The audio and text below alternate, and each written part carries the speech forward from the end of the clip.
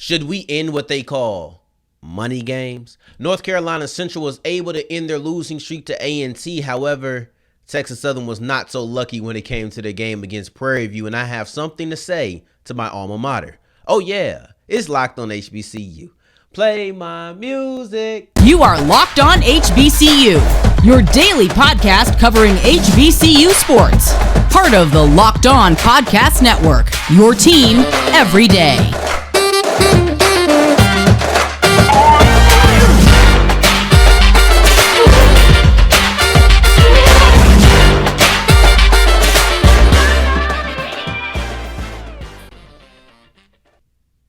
What's going on, family? Welcome back to another episode of the Locked on HBCU podcast, your number one daily one-stop shop for everything HBCU athletics, Monday through Friday, part of the Locked on Podcast Network, your team every day. And I, of course, am Darian Gray, a.k.a. the Mouth of the South, Texas Southern alum and former TSU Herald Sports editor. Thank you for going on this journey with me, making Locked on HBCU your first listen of the day.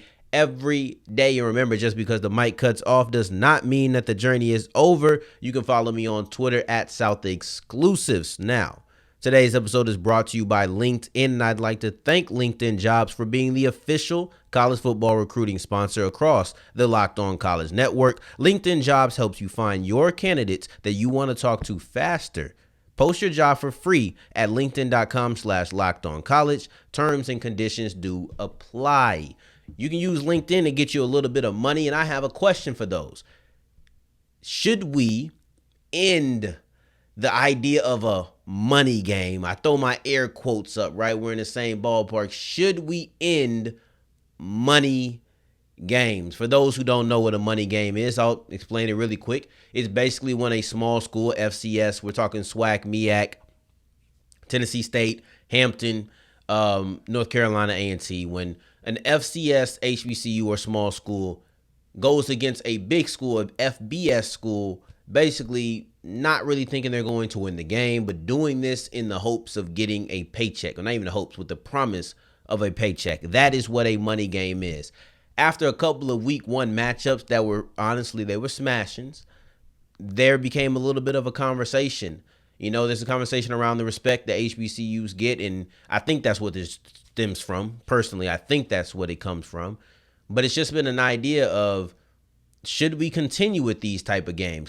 Should we continue with these games where we come in seemingly thoroughly outmatched? And some are completely against it, some are completely for it. When you say they're outmatched, it sounds negative. You come in with a negative connotation and a negative view of the game. So I'm just going to say, should we continue going against these big time programs for a paycheck? In my opinion, yes, because it's deeper than the paycheck. A lot of people will say yes because HBCUs need this, that, and the third. They need this kind of funding, that kind of funding. Think about all the things that they can do with the money. How many times I got to come on here and tell y'all, this is not a business podcast. It is not. That's not what I really focus on. That's not my level of expertise. We're not on here talking about business 90% of the time. We're talking about the fact that I'm on team play these games because I'm not looking at it from a team aspect. I completely get how somebody would look and say, look at all these negative things that come with playing these quote unquote money games. And I'm going to try to continue putting my air quotes up every single time I say it because I don't want to call it that. For me, it comes down to, are you looking at it for a team? Or are you looking at it for an individual? If you're looking at the latter, to me, it's an easy choice to say, yeah, let's do it. Look, if you're rooting for a school, it's likely because you went there, you have a little bit of fandom there, but players are going to recycle. This is college. They're not staying more than 4 years of actually playing, right? You have some of them super seniors, the 6-year guys and things like that, but they didn't play. And that's why they have 4 years of eligibility when they really play. Now, you're in love with the team. The players recycle through. You're going to have new players all the time. So you can't really get too attached to the player. However, if you take a step back, for me, I took a step back. I'll say that. I took a step back and I was able to say, at the end of the day, we want these kids to get to college. We want these kids to be able to go into not getting to college, get into the pros. They want these teams to see these players. And the best way for these teams to see these players is to have them going against some of these bigger schools. And I don't like it. I don't like that that's the way it is. But let's be completely honest. South Carolina State is probably seeing more scouts at the SC State UCF game than most of the games that they're going to have on their schedule this year. That's just honest. And it's not because they're coming to see them. It's because they're coming to see a UCF team. However, you show up and you show out. Oh, I just made myself some money. You have a chance. I'm banking on the chance. Look, it's not promised. You could have none of those players come up and show out, but it is what it is. You still put the opportunity in front of them to say, hey, I want to make sure that I put my best foot forward. I think when it comes to those who don't want this, they're thinking from a team aspect of, well, this looks bad on the brand. And you have those who likely already are against HBCUs try to weaponize that and say, oh, this is why HBCUs aren't this, that, and the third. All right, I get it. I can't deal with those people all the time. I can't. Those kind of people just don't dictate how I'm looking at these things. There's going to be people who are already against you, already for you. You're likely already for us no matter what.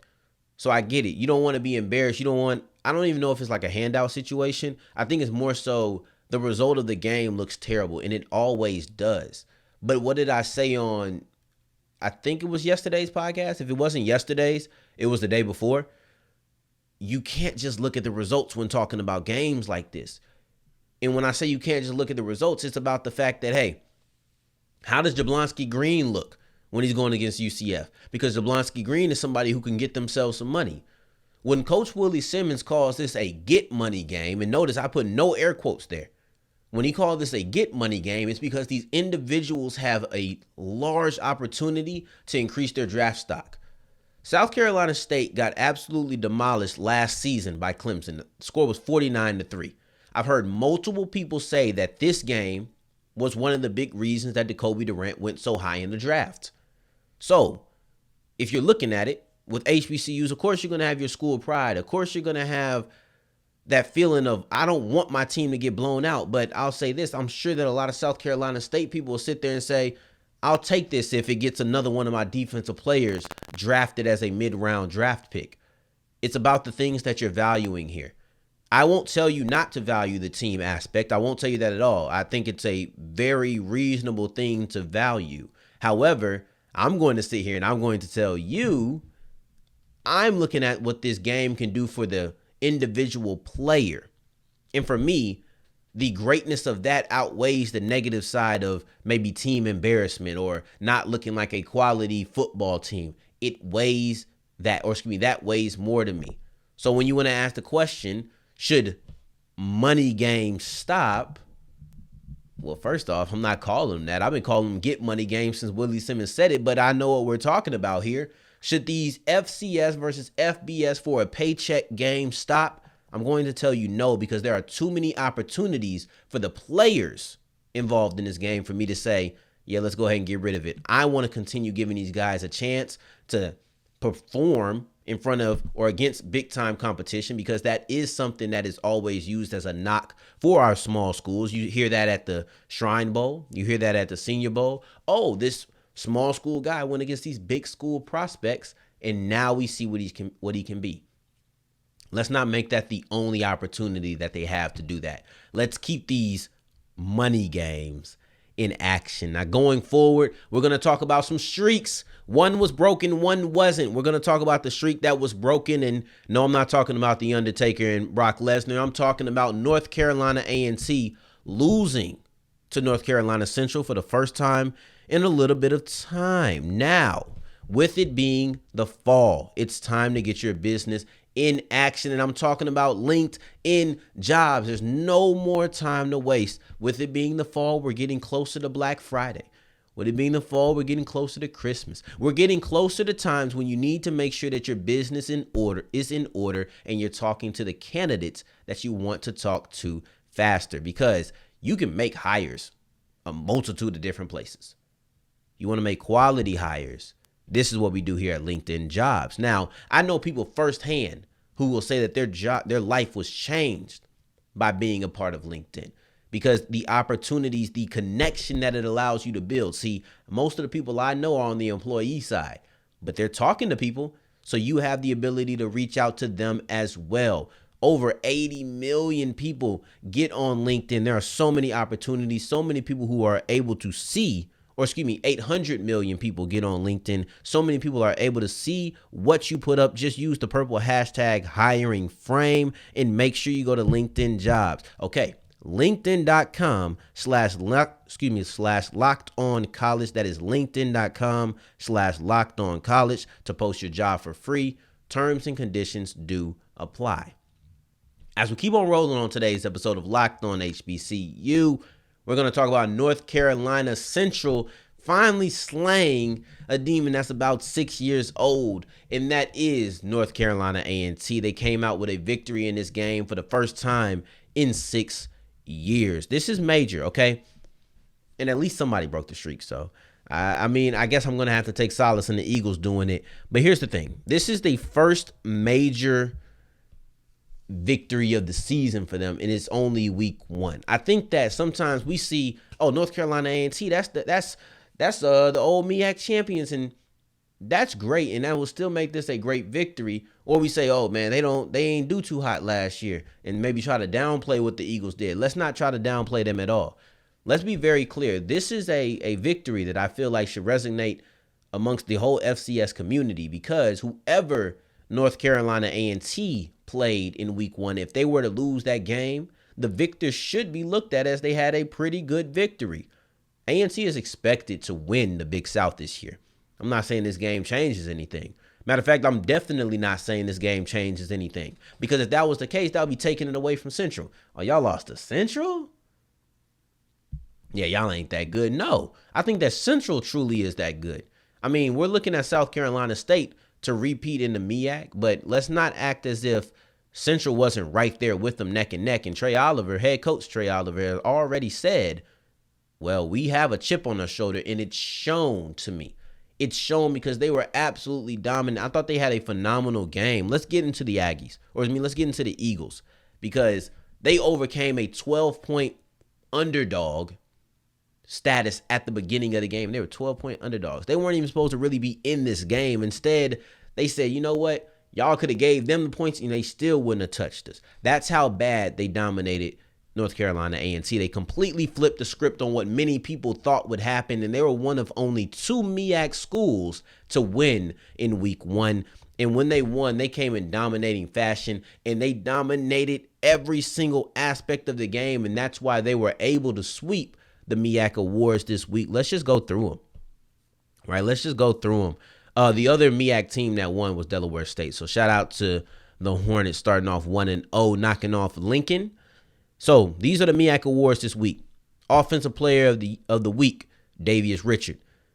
Defensive Player of the Week, Khalil Baker, defensive back. 5 tackles, a pass breakup, and then also an interception.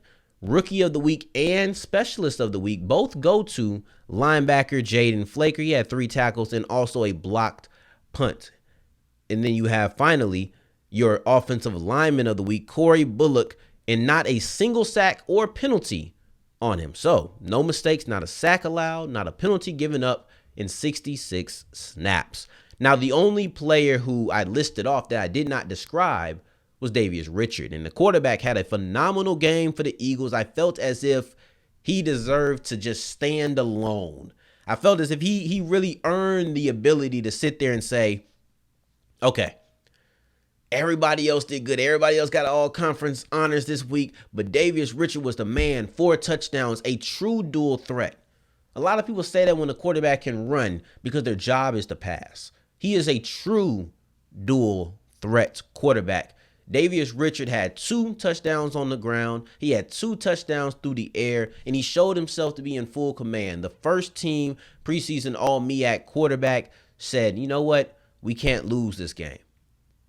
When I tell you that Trey Oliver clearly has a chip on his shoulder, and I know that it spreads to the rest of the team, these are the type of moments that I feel like we're looking at. These are the type of moments where I feel as if, okay, North Carolina Central has something to prove. Davius Richard has something to prove, and what he needed to prove is that we're not losing to A&T again. We haven't won since 2016. This is starting over. The streak is broken. And if you watch the game, it wasn't as shocking, right? I kind of alluded and mentioned the Undertaker streak, where that guy was like, whoa, he was shocked. But it's not as shocking if you really watch the game. I felt as if they dominated the first half and they dominated the second half. The first half was really all about offense. 3 of the 4 touchdowns that they scored, Davius Richard scored all of their touchdowns. But 3 of those 4 touchdowns were in the first half. All of North Carolina A&T's points were in the first half. So you had a 21-13 lead going into the halftime. Then you come in the second half, and it's a defensive game.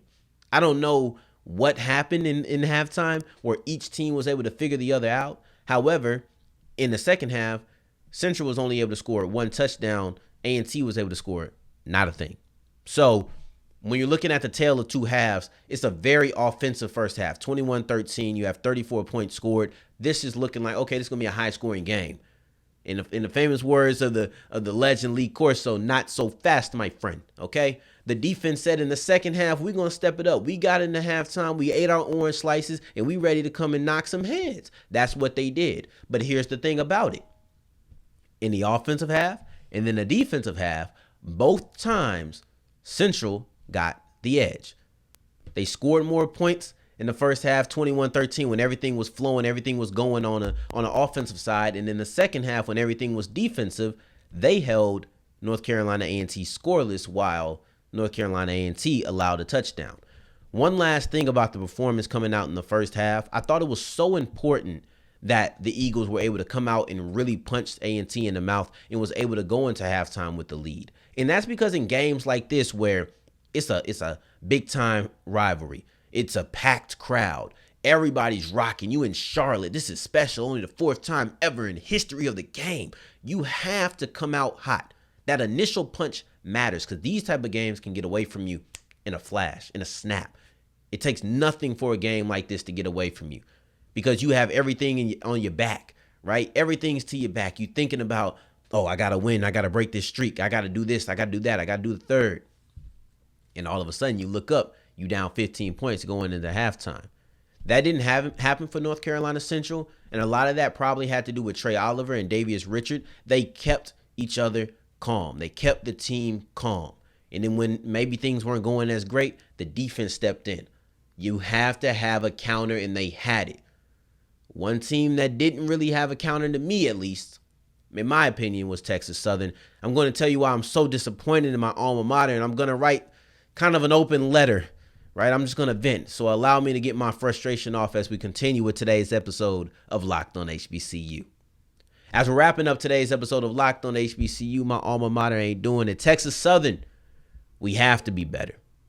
We have to be better. This is a call to my alma mater. This is a call to all of the players out there. I'm not calling you guys out by name. I'm not trying to chastise you. I'm not trying to, be funny. I'm going to make some jokes in here because I got to laugh. I got to laugh. But we have to be better. Now, I felt like this was the year. I apologize, ADG. You text me, I didn't appreciate you really calling me out on Twitter like that. Like be prepared to lose. Like what was I supposed to do? Just sit there and take that? No. But I appreciate the trash talk, man. My man ADG on Twitter, I hope I'm getting this right because it's off the top of my head. But he always tweet me little things. But he decided to talk some trash and say that Prairie View was going to beat Texas Southern. I said, no, I'm feeling like breaking a streak this year. I was the only one feeling that way because I felt as if there was some big time miscues on every side of the ball in every aspect of the game that I felt just was not conducive to winning. Let's get into it. I felt as if the play calling was kind of hitting your head against a wall. It was too repetitive. It was too redundant. The ESPN feed was very bad. It kept going out. There was bad weather. So I'm assuming that's why it went out. I was happy that it wasn't my Wi-Fi because my Wi-Fi is terrible. Okay. But Texas Southern versus Prairie View was a hard game to watch because ESPN kept going out. From what I saw, however, it felt as if a lot of the things came out of the read option, if not everything. And it also felt like you never put yourself in a situation where you could have easy third downs. There was bad play calling to me. It wasn't even so much about the execution. The execution wasn't great, but it also didn't help, right? And I'm not going to excuse anybody. I'm not going to excuse Andrew Body. I'm not going to excuse Ladarius Owens, Ja'Cory Howard. I'm not going to excuse the offensive line. I'm not excusing anybody. However, I do feel as if the play calling was very redundant. There was a lot of just, all right, everybody's going to go through this read motion.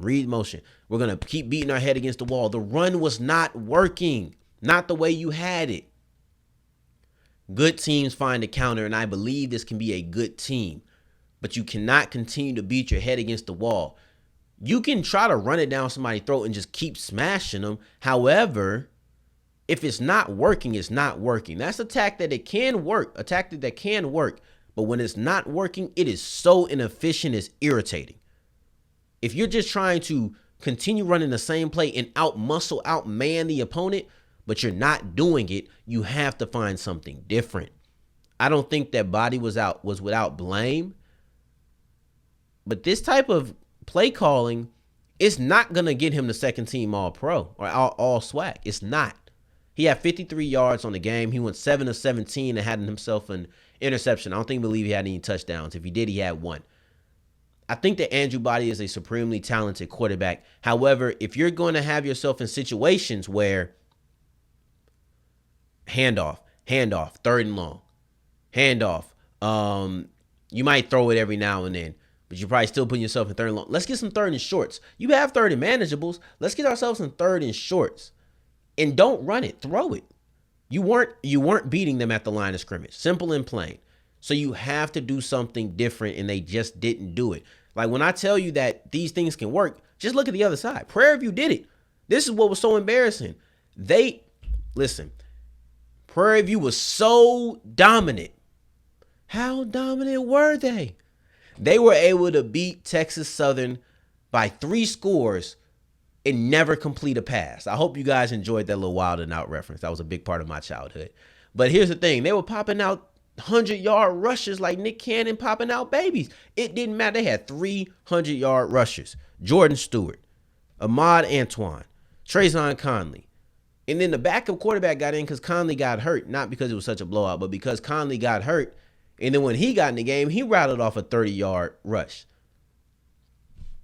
They never completed a pass. They only attempted 6 of them.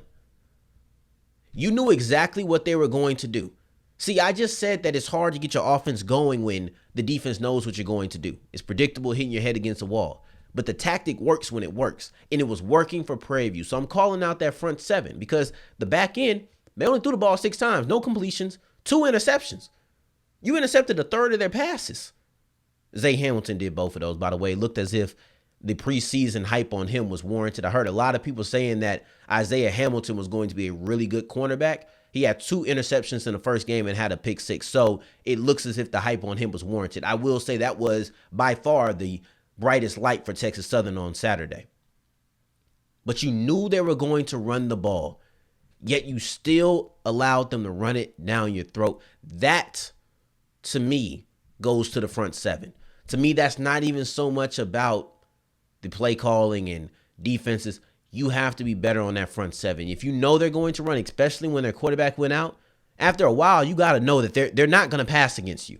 They are only here to run. Now, I will say this. I want to see what Prairie View can do in a passing game, but I'm not going to knock them. They didn't need to pass.